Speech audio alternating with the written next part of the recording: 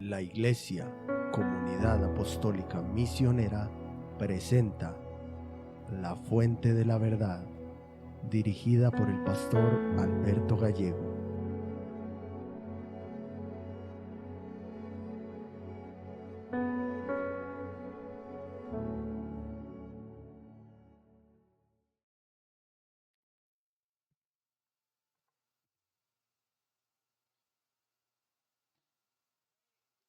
Hermanos, Dios los bendiga a todos.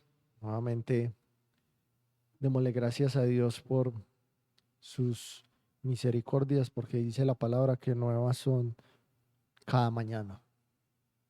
Vamos a orar, a pedir la dirección de Dios para que lo que hablemos en esta tarde sea bajo la guía y dirección de su Espíritu Santo y para que nuestras vidas puedan ser bendecidas con esa palabra, porque ese es el propósito y esa debe ser nuestra oración, hermanos, que la palabra, la escritura, lo que nosotros, de lo cual nosotros estudiemos de la escritura, tenga provecho en nuestra vida, para que podamos ser cada día personas diferentes, mejores para Dios, mejores para la gloria y la honra del nombre de Dios. Vamos a orar.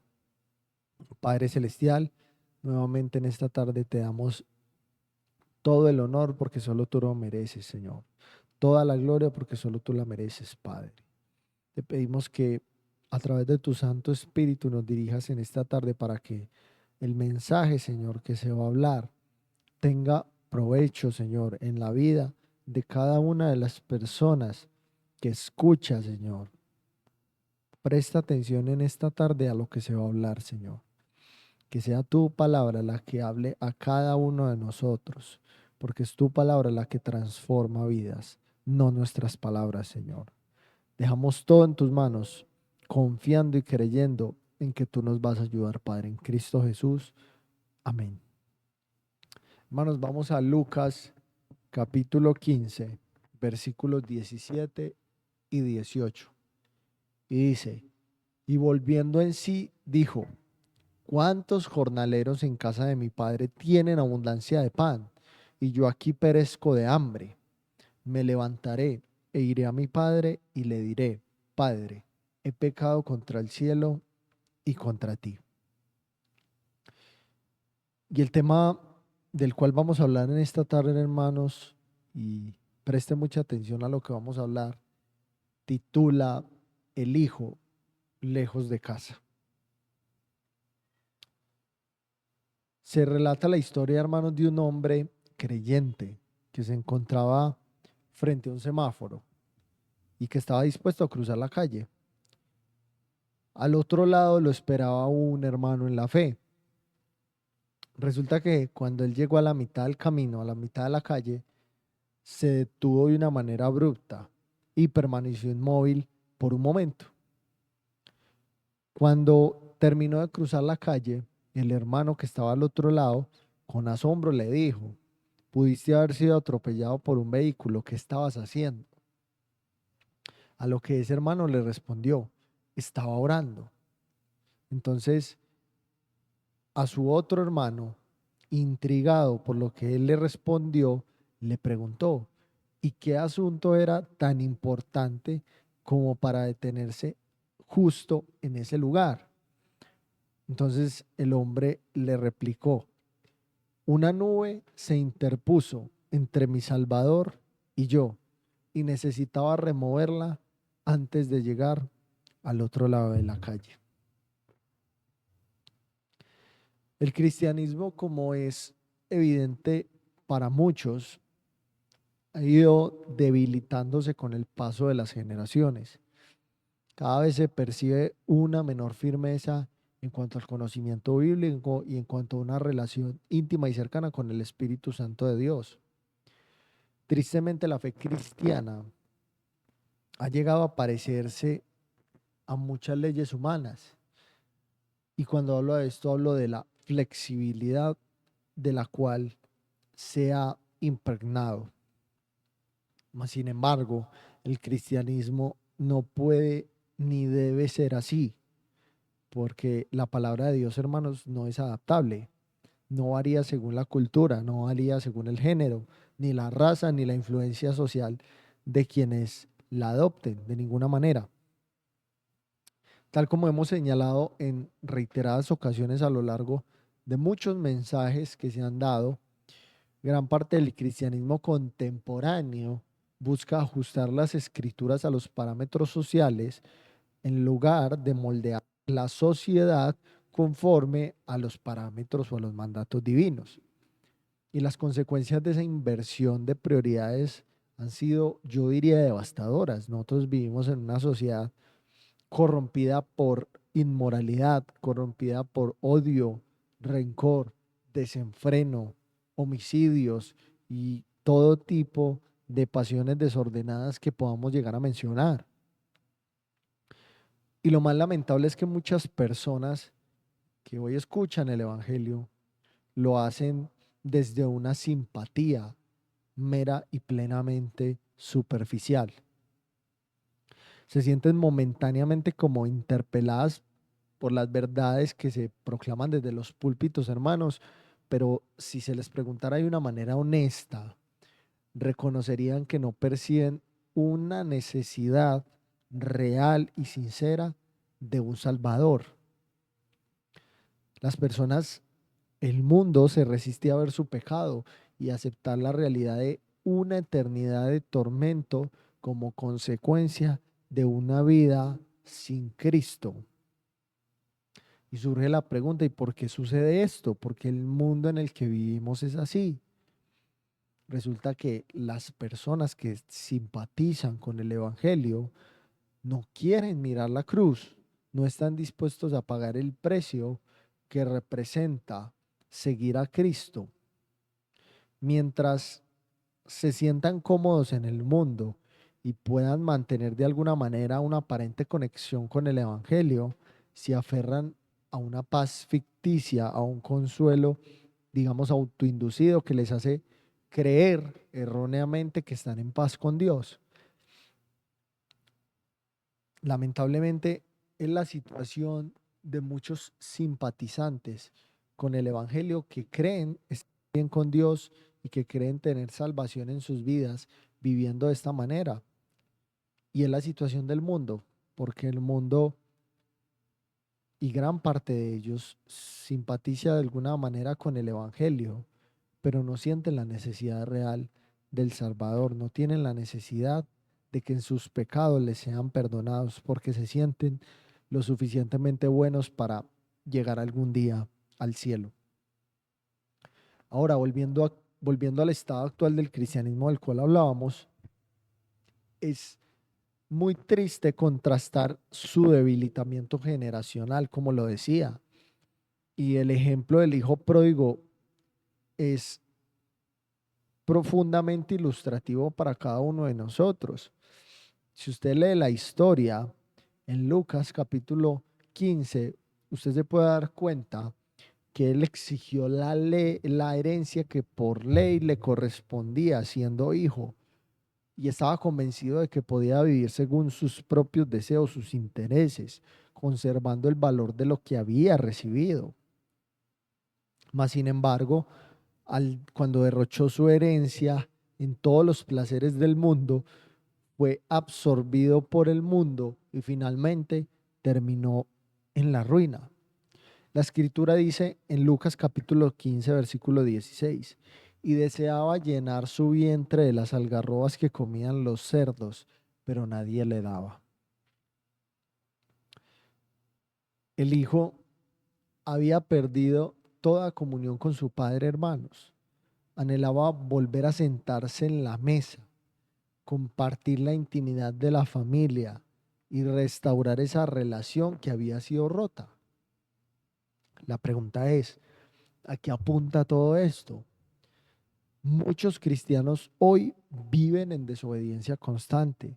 Muchos cristianos hoy viven sin comprender por qué carecen de comunión con Dios y necesitan reconocer que el pecado, aún el más insignificante que podamos nosotros como seres humanos clasificar, rompe esa comunión con Dios.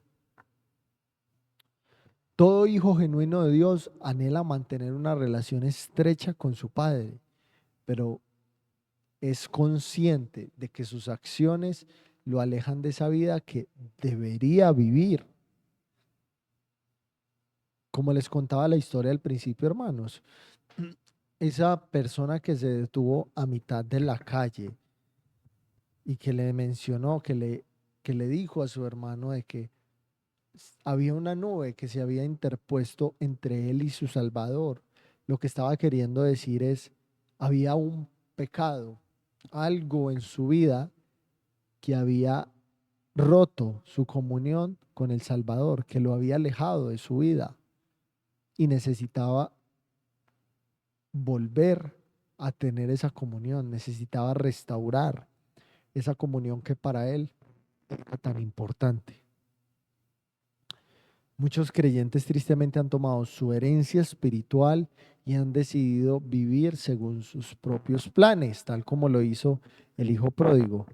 Pero aquí hay un punto vital de la historia que quiero mencionar y que presten atención. Si usted se fija, el joven que terminó en la ruina, que terminó deseando aún el alimento que comían los cerdos, no permaneció en esa posilga, podríamos llamarlo. ¿Por qué? Es la pregunta. Porque se resume en algo muy sencillo, pero es totalmente representativo en esta historia y para comprender lo que Dios está hablando, y es que él era un hijo, no era un cerdo. Terminó en aquella condición porque él eligió romper la comunión con su padre para buscar la vida que él deseaba tener. Entonces, ¿qué es lo que nos quiere decir todo esto? Dios desea que vivamos de una manera que le agrade, que sea obediente a lo que Él dice a través de su palabra. Y esa vida de obediencia no solo le va a honrar a Él, sino que nos va a beneficiar a nosotros. Debemos de reconocer que nuestra posición en la familia de Dios es supremamente importante y debemos de valorar profundamente la relación de compañerismo que nosotros tenemos con nuestro Padre Celestial, con Dios. No podemos permitir que eso se rompa, porque de nosotros hacerlo, vamos a terminar viviendo en condiciones lamentables, como el hijo pródigo, deseando alimentarnos aún de lo que comen los cerdos. Pero aquí quiero resaltar algo y quiero que sea claro para cada uno de nosotros. Hay algo que es fundamental y es que, aunque muchos creyentes, muchos hijos de Dios, porque vuelvo y repito, seguía siendo un hijo, esté en desobediencia, no ha perdido su salvación. El hijo pródigo seguía siendo su hijo, el hijo de su padre que anhelaba volver a tener comunión con él, aunque estuviera en desobediencia. Y pasa exactamente en el cristianismo hoy, aunque muchos creyentes estén en desobediencia, viviendo vidas que tienen rota la comunión con Dios, no han perdido su salvación. Y la mejor imagen de esto o el mejor ejemplo para cada uno de nosotros de esto es Lot. Si usted se fija en la historia y si usted se fija en la carta o en la epístola de Pedro, usted se da cuenta que aunque Lot llegó hasta Sodoma y Gomorra y vivía entre el pecado y la perdición que había en esas ciudades, dice Pedro que Lot era un hombre justo. Era un hombre justo, o sea, era un hombre que verdaderamente estaba y tenía una relación con Dios, aunque había roto su comunión con Él. El hijo pródigo dijo de una manera contundente: me levantaré e iré a mi padre y le diré: Padre, he pecado contra el cielo y contra ti. Ya no soy digno de ser llamado tu hijo. Hazme como a uno de tus jornaleros. Y levantándose, vino a su padre.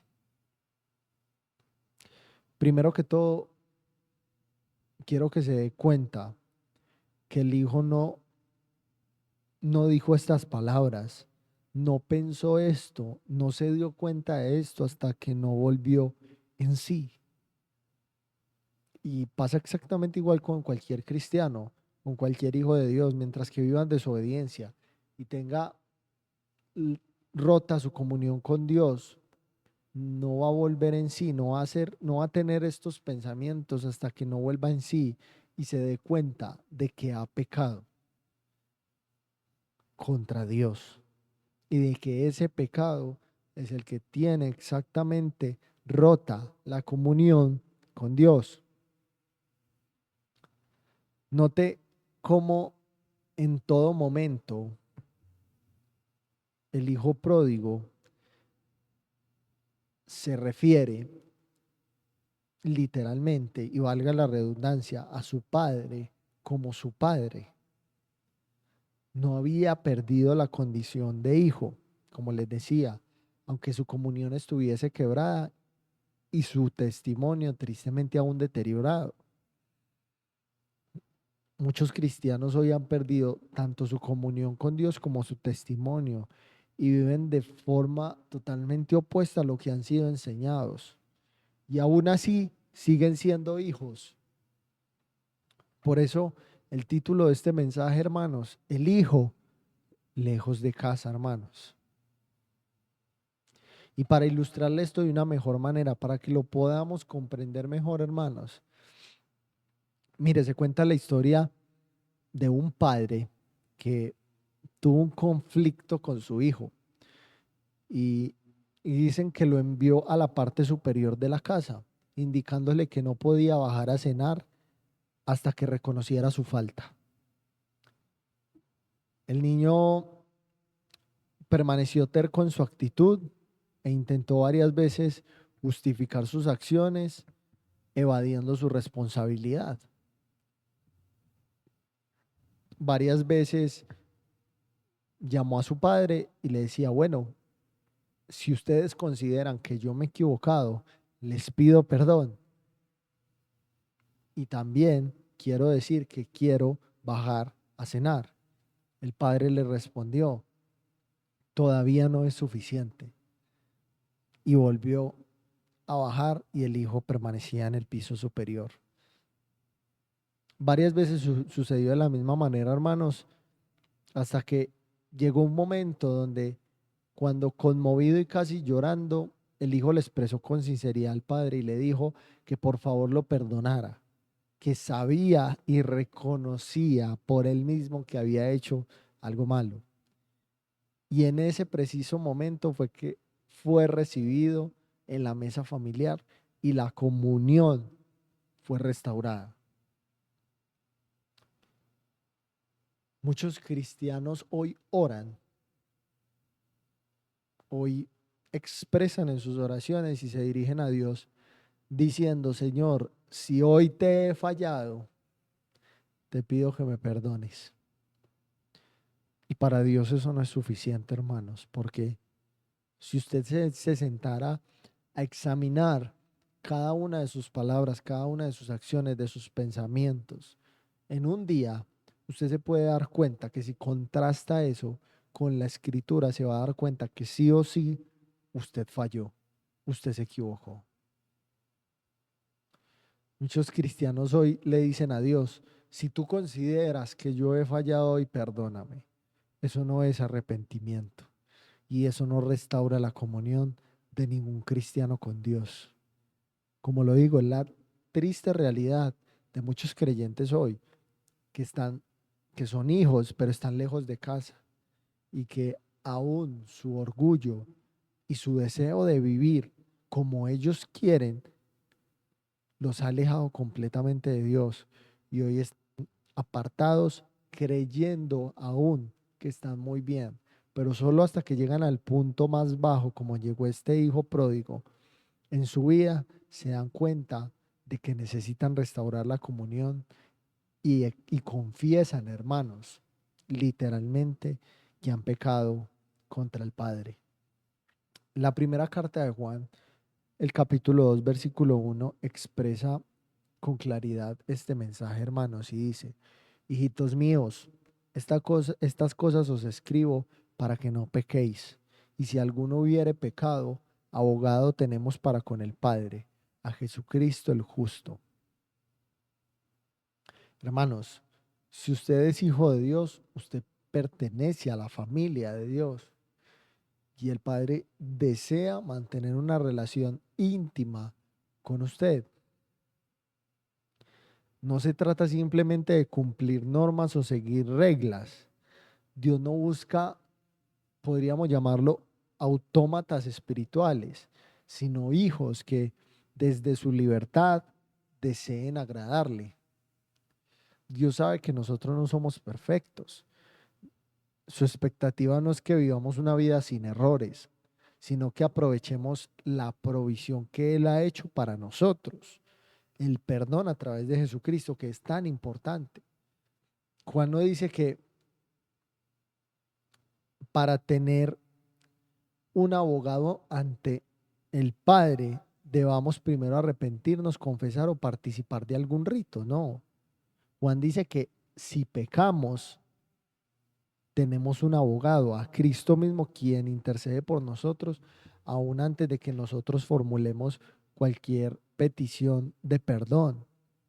Por eso es que mientras que hay vida, siempre hay esperanza, pero es necesario dar el paso, y ese es el punto, que muchas personas no han dado el paso, y el paso de reconocer el pecado, volver al Padre, como lo hizo el Hijo pródigo.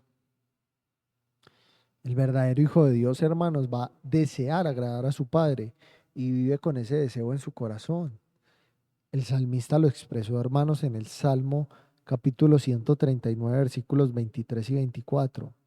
Dice: examíname, oh Dios, y conoce mi corazón. Pruébame y conoce mis pensamientos. Ve si hay en mi camino de perversidad y guíame en el camino eterno. Ese debería ser la expresión de cada creyente, yo diría que cada día delante de Dios, porque nuestro corazón, en esta naturaleza en la cual estamos, aún hay pecado y cada día nos equivocamos, hermanos. Todos los días fallamos. No hay un día en que podamos hacer esa oración que diga: si he pecado, perdóname. No, todos los días nos equivocamos. Y aunque esto sea así, y aunque en nosotros no haya mérito alguno, hermanos, nosotros debemos procurar vivir conforme a la voluntad divina, no como medio de salvación, y hemos sido insistentes en esto, sino como una expresión de amor, de gratitud y una evidencia de que nosotros verdaderamente somos nuevas criaturas. El hijo pródigo regresó porque aún en su miseria sabía que tenía un padre, y aunque su ropa estaba sucia, su dignidad rota y su corazón aún avergonzado, no dejó de ser hijo y aún no dejó de ser aceptado por el Padre. Así funciona exactamente con nosotros. Dios no se olvida de los suyos, aunque estos se hayan alejado. Y yo creo que ninguno de nosotros está exento de vivir en una situación de estas. Tal vez usted no se haya dado cuenta, hermanos. A veces los afanes de la vida, los deseos, los anhelos, los sueños personales, de una forma muy discreta, de una forma, yo diría hasta muy prudente, nos alejan de la comunión con Dios y ni siquiera nos damos cuenta. Y cuando volvemos en sí, nos damos cuenta que nuestra comunión con Él está rota y que necesita ser restaurada, porque es lo más importante, es lo prioritario en nuestra vida, y lo demás, cuando miramos a la cruz, pasa a un segundo plano. Ahí está la importancia, hermanos, de tener la mirada puesta en la cruz, porque cuando es así, verdaderamente la prioridad es el reino de los cielos, como dice Mateo capítulo 6, versículo 33. La pregunta que debemos hacernos hoy no es si seguimos teniendo un lugar en casa, en la casa de Dios, sino cuánto tiempo más vamos a permanecer lejos, sabiendo que el Padre nos está esperando hace tanto tiempo. Y quiero ir concluyendo con esto. No se trata de una religión vacía, ni de actos mecánicos, ni de rituales, ni de simpatizar con lo sagrado. Se trata de comunión, de caminar en luz, de vivir con un corazón que anhela agradar a aquel que nos amó primero, dice la Escritura. Y quiero resaltar algo, la Biblia nos dice que nosotros debemos de caminar en luz, no de acuerdo a la luz. Hay muchas personas que piensan que somos y debemos de ser personas sin errores, porque nosotros debemos de caminar conforme a la luz y la palabra de Dios no dice eso. La palabra de Dios dice que nosotros debemos de caminar en la luz y la luz es Cristo.